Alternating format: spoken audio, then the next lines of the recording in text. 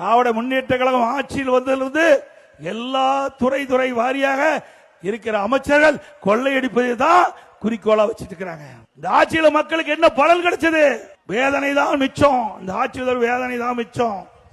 திராவிட முன்னேற்ற கழகம் தேர்தல் நேரத்தில் கொடுக்கப்பட்ட வாக்குறுதி 525 வாக்குறுதிகள் கொடுத்தீங்க.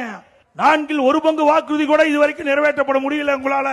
ஆனா திரு ஸ்டாலின் பேசுறார், 98% அறிவிப்புகள் நிறைவேற்றப்பட்டதா குறிப்பிடுறார். நான் சட்டமன்றத்தில் பேசினேன், திரு ஸ்டாலின் அவர்களே, நீங்க 98 அறிவிப்புகள் நீங்க நிறைவேற்றப்பட்டதாக இன்னைக்கு பத்திரிகை ஊடகத்தில் வெளியிடுறீங்க.